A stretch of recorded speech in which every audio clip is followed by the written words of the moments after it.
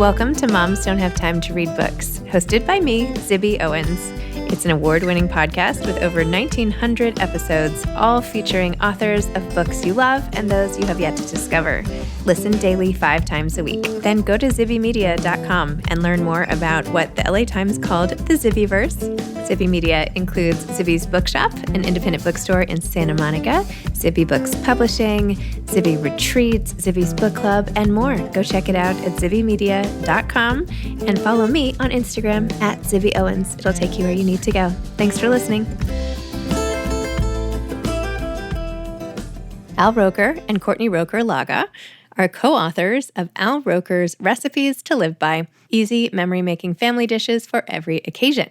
Al Roker is a co-anchor of NBC's Today, an Emmy award-winning journalist, and a New York Times bestselling author. He lives in New York with his family. Courtney Roker Laga is a recipe developer and trained chef who has worked in 2 Michelin-starred restaurants. She lives in New Jersey with her husband and young daughter. Welcome, Al and Courtney. Thank you so much for coming on Moms Don't Have Time to Read Books to discuss Al Roker's Recipes to Live By, Easy Memory-Making Family Dishes for Every Occasion. Thank you. Yes. So exciting.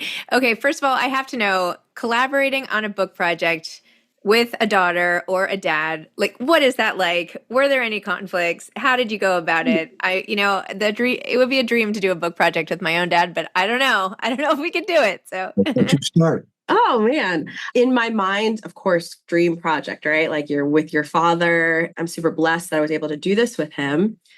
There were a little bit of conflicts, I guess. Well, what were the conflicts? Conflicts as in, he's a busy guy, right? He has a full schedule and we have deadlines. So I think I was very pushy in that aspect. But, there was a point also where he was sick for a little bit. I think that was before the conflicts when you were sick.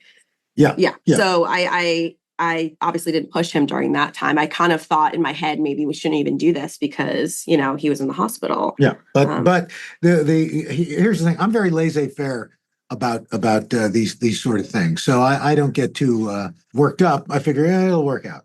And, Courtney was like, no, I really need you to do this because we have deadlines. And I'm like, yeah. Because I do live TV and somehow it all works out. It shows. A book is a little different. So, and especially a cookbook, because, it's not just, writing something down. It's, she's developing recipes and then, we got to pick out the recipes and then we got to photograph the recipes and, and then you got to write about the recipes. And it's a process. So she's like, come on, and I'm like, whatever, and so she's telling Deborah, my wife, to say, he's not responding, and it's like, and Deborah's like, welcome to my world, so. But it got done. Yeah, it was like little conflicts, nothing like huge. Yeah, there were no explosions or anything like that. Did you debate which recipes to include and which not? Did you make anything and you were like, that doesn't taste good, forget it? Not really. I don't think so. We sat down one day, I think for like an hour, 2 hours, and just I had a list of recipes. You actually had me for 2 hours. I stayed. Yeah, focused. you stayed. Well, not focused, but it was like a long list, and we chose what we wanted and crossed out stuff we didn't want. So. Yeah, we agreed with pretty much everything. Yeah, I think so. I think it was because look, the recipes are based on, what I've made and also stuff that my mom made and my wife Deborah's mom and Courtney's mom, Alice and grandparents, friends who come over, who, we have a very diverse group of friends. And we've been very fortunate. Courtney has worked in the restaurant industry and we've had people from the Today Show come on who kind of befriended us. So it was a nice combination of family recipes and professional recipes. And, but look, a lot of the credit goes to Courtney because, a lot of these recipes were not written down. And so she had to kind of go off of like remembering from taste, right? Or listening to him on what he remembers from taste. So it was a lot of cooking, a lot of repeating recipes over. And I was 8 months pregnant during that time. So oh my gosh. So she birthed the baby in a book. Wow. A well-fed baby. So that's great. Just starting out on the right foot. And husband. well-fed husband too. Yes. Yes. So you're just making everybody happy. Yeah. Who says moms don't have time? It's perfect. Speaking of making time, I was really struck by the way, Al, when you were saying that you used to make a hot meal for your son before, even though you were leaving the house at 4, and you would leave it in the warmer so that he had a hot meal when he woke up. That is like putting the rest of parents to shame, first of all. No, not really. Listen, no, not at all, because here's the deal. Everybody does what they can when they can. And, so I'm not there in the morning when he was waking up. Unlike it was different with Courtney for her early years because I did local news, the 5, 6, and 11. So I was home during the day. So I got up with her, breakfast, when she was in preschool, take her to school, pick her up, drop her off, and then head to work. So the breakfast part, and let's face it, breakfast isn't that tough. It's time. But it's 10 minutes and boom, and there's a little thing. Okay, I can't be here to tell you I love you, but here's a little food love.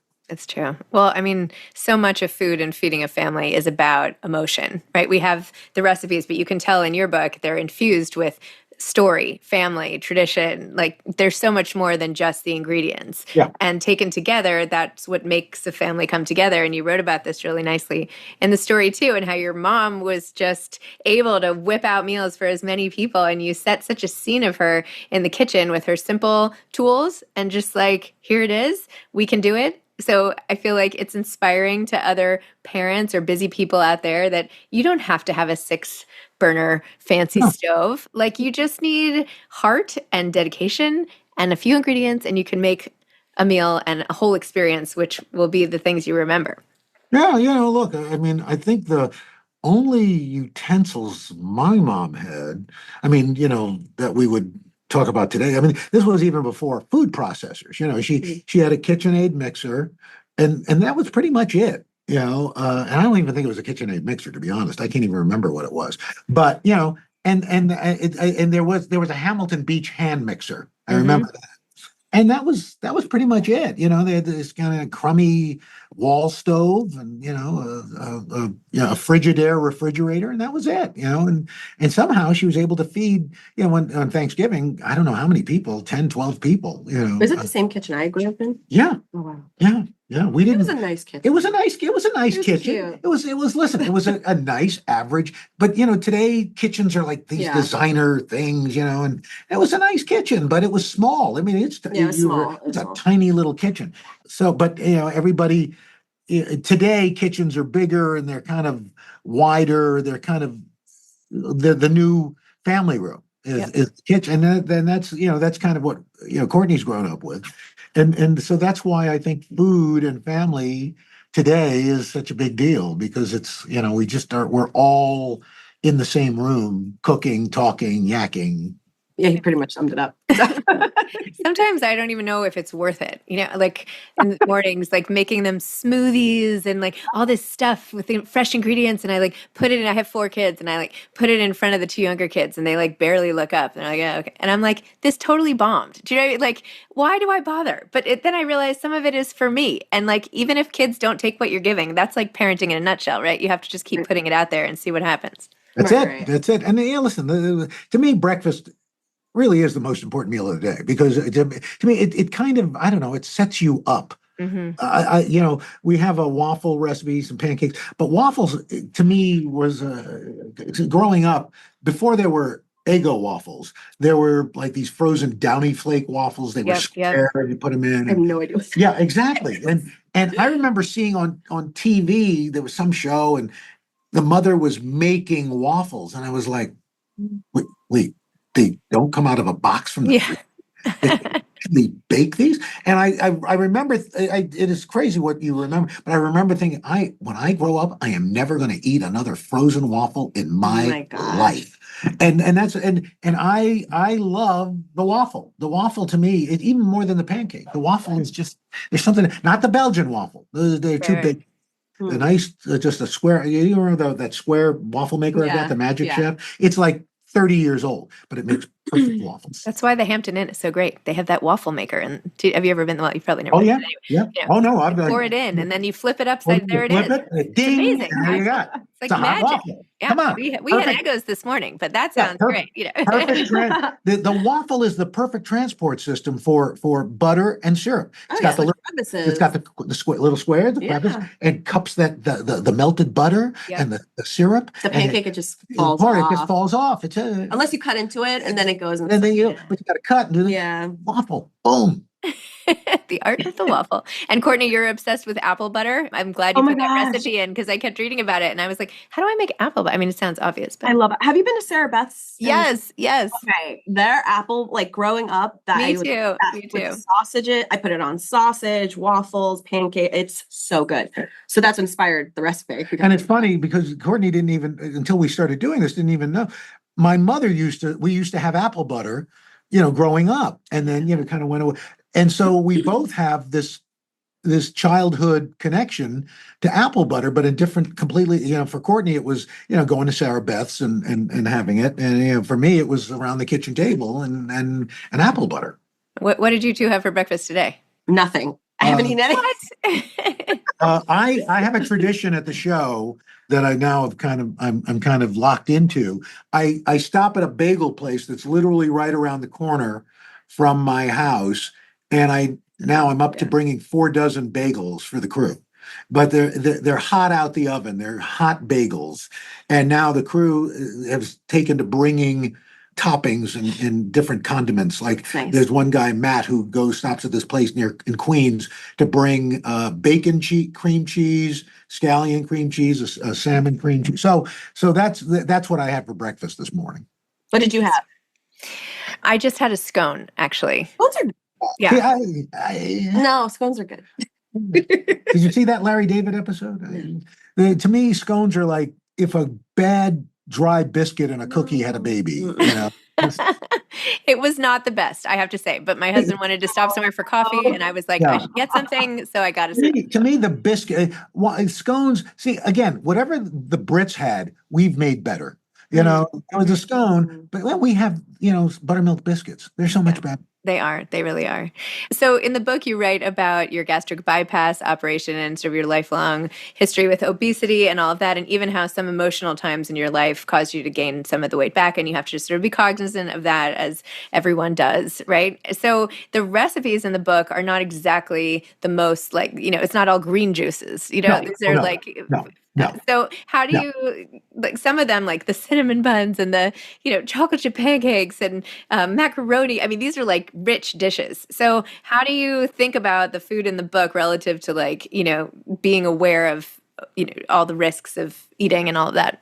Well, I think, it kind of goes almost back to my childhood where food was celebratory, a lot of these recipes are not made to have every day, and I wonder if it's taken me a while to learn this, but it's all on the table, but it's about how much of it do you eat? Do you really need to eat the whole thing? No. So it's a small portion, but you've gotten that. Somebody told me once, and it's really true. When you think about your first bite of your favorite food, how great is that? Oh my gosh. Then the second bite, it's still good. Mm-hmm. Not as great as the first, but still good. Well, by the time you're at the 10th bite, it's kind of leveled off. So, if you have a small portion, you enjoy 3 or 4 bites, we're done. Moving on. Yeah. I found that to be very hard when it's something really good. No, it's true. I mean, I'm on Manjaro now, and it's like changed my life, not to make this an ad, but now I can do it because I literally am like, oh, that satisfied me. I can move on. But before, that was not in the realm of possibility, even though I would have liked it to be, So True. Anyway. But I think with a little training, that's not to say, listen, you're not going to go off the rails every now and then, you're going to. But again, if it's, that, and then you get back on the horse, everything's good. Yeah. And Courtney, tell me a little more about your training as a chef and your experience and where you're taking that. Your Instagram is so awesome. Yeah, so I've been cooking for about 14 years. What are you doing? Oh my gosh. Sorry. Free-range dad. Yeah. Cooking for about 14 years. I've cooked in some restaurants for a couple of years. I was at Google for a little bit. And then I got kind of burnt out. I wasn't with my family for holidays for a number of years. So I went into recipe development for a kitchen appliance company, cooked for a little bit, recipe development. That's my focus right now. I'm a personal chef on the side for a couple of clients, but my real passion is recipe development. Company? Called Tiny Spoon Chef. They're great. But I was explaining my real passion is recipe development. I've done food styling. I'm all about the social media content creator food thing. I didn't have that growing up, so I'm like in it now. I'm obsessed. I mean, there's huge careers out of it. So maybe something in the future towards that, but Amazing. And do you find time to read, either of you? I have a 15-month-old, so it's very difficult for me. Unless like right before bed. You probably, I mean, you Well, obviously. you've been doing a lot of reading. It's just, Yeah. duck, duck, move. Yeah. And wheels on the bus. Yeah. But which is it, I will say, the greatest, her daughter, Sky, is just the happiest baby. And she really does enjoy being read to, although there are few kids who don't, I guess. But because she's my granddaughter, I think she's just the most attentive and like a sponge. She's taking everything. But yeah, I do read. I love reading. My mom was a voracious reader, and I think I inherited. Plus, I wasn't a very athletic kid, chunky and not athletic. So my escape was the New York City Public Library and reading. So I still do. I just finished Colson Whitehead's manifesto and just read Eric Larson's The Demon of Unrest about the run up to the Civil War. So yeah, I love it. Amazing. What about you? Have you read anything great? Oh, aside from your cookbook, I am reading a book right now. It's called Like Mother, Like Mother. And it's really good. It comes out October 29th. And I just saw news yesterday. It's it's being adapted for a movie. And I was like, oh no, but I thought I discovered that, but it's good. Susan Meester or something. Yeah. About a family, actually a family in news. So the matriarch was head of the equivalent of the Washington Post, fictitious. But anyway, whatever. Do you two have any more collaborations planned? And are there fun things in store for people who come out and see you on tour? Well, this act, for the most part, it's because it is kind of funny because I think it goes both ways in the sense that you see your kids as your kids, and I think as a kid you see your parent as your parent, and you know what each one does, but usually there isn't a nexus of the two. So we did the Charleston Wine and Food Festival, and I think even though Courtney's done stuff like this, I think it was a bit of a shock to her to have to deal with me. In my head, I've developed a lot of patience. Yeah. And then you have a bunch of people in you, so you have to hide it inside. So she just doesn't know. The problem is she doesn't know what I'm going to do. Because I don't know what I'm going to do. It's kind of improvisational theater. So it's so I think by the end of this, we're either going to be really, really close, or she is going to want to kill me. She's going to pay somebody. This is going to be on an episode of 2020. Gosh. Yeah. Are we taking bets? I might want to put my money one way or the other. But I don't know. It's early still. Yeah, it's early. My husband is wondering, because we were chatting right before this, when you say, Alan, I'm sorry, you've probably been asked this 1,000 times, but the whole neck of the woods thing. Yeah. How did that come about? And do you get tired of saying it and all of that? No. Okay. No. It was when I first started filling in for Willard Scott on the Today Show, I was saying the first couple of hits and I was saying a different thing. And the director got in my ear and he said, listen, you've got to say the same thing every time because that's the only way stations know to cut away. Oh. So you have to know what that cue is. So my mother's father used to say, oh, grandson, what's going on in your neck of the woods? And so I remember, and so I thought, okay, I'll go with that. Kind of an homage to Pop Smith. Oh, that's so nice. And of course, your book is an homage to your family members as well, and the whole dedication in the beginning. And it's so nice how you're bringing in everybody who kind of made you both who you are. It's really lovely. Well, it's you are the wiring's been put in by, all these people, but then, different circuits are added, by family and friends. And so, you like to kind of, remember those people, give them their props, like on Courtney's side of the family as well. And, my wife, Deborah's, a lot of these folks a lot of the matriarchs didn't write stuff down. Mm-hmm. And I also think some of it was, I'm not going to tell you. This is it's this and that. And then, yeah, but how much, well, look at it. So, but I really am grateful because this book would not have happened if it hadn't been for Courtney's persistence, because I was like, I'm fine, whatever. Because she would, when I look back at it, I was fairly obtuse about her hints. Because she came to me during the pandemic, she says, you see, because my son Nick and I were doing this thing, What We're Cooking. Yeah. And she said, all these people are responding, and they keep asking about a cookbook. You should do a cookbook. Then it was like, we should do a cookbook. And I went, okay. And it was like just going over my head. Finally, she said, so cookbook. I mean, it sounds like you're pretty lucky to have Courtney, is my takeaway from this whole conversation. And I feel like Courtney needs to be running the show. Yeah. Now listen, that's the thing. I'm fairly hands-on in some things, but there are other things I'm very laissez-faire about, and just kind of like, well, whatever. And so, like dinner time. My wife Deborah will always say, "What time?" I'll say, "What time do you want to have dinner?" And then she'll say, "No, seriously, what time do you want to have dinner?" And I know that at the end of the day, it's going to be what time she wants to have dinner. It's always the same. And that's the biggest argument in our house is dinner time. It's like, okay, just tell me what time you want to eat. It almost becomes a role reversal of the old trope about the little woman at home waiting to make dinner. I'm waiting because I'm one of these people. I want, when we sit down, I want it to come off the stove. I don't want it just sitting. Mm-hmm.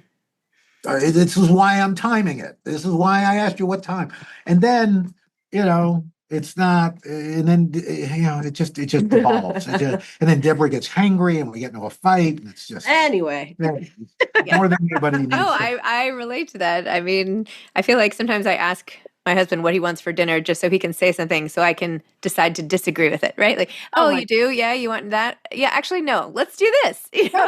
So it's like, well, why don't you just tell me what you want? I know. Tell me what time you want to eat. Then we can move on. I don't care. Well, at least it's nice to know it happens to everybody. So there's that. Okay, last thing. Like, do you have any advice for people out there who want to try writing a book? Ooh, that's a. Well, you should really want to do it. But why you want to do it? It's. I don't know. I just think that if there's something they say, write what you know, and Courtney's a chef. She knows what she's doing, so that makes it a lot easier. And have a great team. Because it's not just us. We had a great team also helping with everything behind the scenes, because I feel like if you don't have a good team, sometimes there's arguing and back and forth. And we got along with pretty much everybody. Yeah, the folks at Legacy Lit were lovely. And Courtney found the photographer, Amy Roth, who was terrific. And by the way, I wrote a couple of cookbooks like 25 years ago, I think. Mm-hmm. And back then, the format for cookbooks was, you had your recipes. And in the middle of the book, there maybe was 3 or 4 pages of photos, like a select number of recipes. Well, fast forward to today, you got to have a photograph for every recipe. And so not only did Courtney design the recipes and write them, but she also styled all the food for photographs, and which look fantastic. They do. It looks mouthwatering. Really, the whole thing. It makes me very hungry just to look at it. And what the other thing that's kind of sweet is that Courtney's palate, and even as a kid, Courtney ate what we ate. We didn't do a lot of. I liked mac and cheese. She liked mac and cheese. She liked chicken nuggets, all that stuff. But that's not what we would eat. It was more like if we went out, she might get sushi. But, she was eating sushi at 3 years old. She had her own chopsticks at the local restaurant we had. And what's interesting is her daughter Sky has a fairly more savory palate than sweet. Yeah. You know, she likes, like, we were in a diner in Jersey and I gave her half a lemon and she just kept sucking on it. You know? She Oh, likes kids will do anything, you know. Yeah. Yeah, and that's the thing. If they don't, they don't know what they don't like at this point. You just here, eat this, you know. And Yeah. then, although the only thing that I've noticed is with broccoli, Yeah, she doesn't like the top. she doesn't like the tops. She likes the stems. She doesn't Interesting. like the tops. Yeah. So anyway, All I right. digress. Time for Sky to, you know, go up to the leaves of this little tree of, Yeah. I don't know. I'm looking forward to her getting her that first little kitchen set, you know, that every kid had. You know. Oh, she'll love that. Oh, well, maybe a cookbook next for, you know, how to cook with your kids or something. There you go. Oh. Well, if we do that, I'm gonna put We'll you give in it we'll give because you you just credit, gave us an Zibby. idea. Please do. In the acknowledgments, that's all I need. Just to There you go. Okay. Okay. Well, thank you so much to both of you for taking the time. I hope that the rest of the day goes well, and I am excited to watch as you go all over and market this book. It'll be fun to watch. So Thank you congrats. so so much. Thank you. Okay, take care. Bye-bye. Bye-bye. Thanks for listening to Moms Don't Have Time to Read Books. If you love it, please leave a review and follow us on social at Zibby Owens and at Zibby Readers.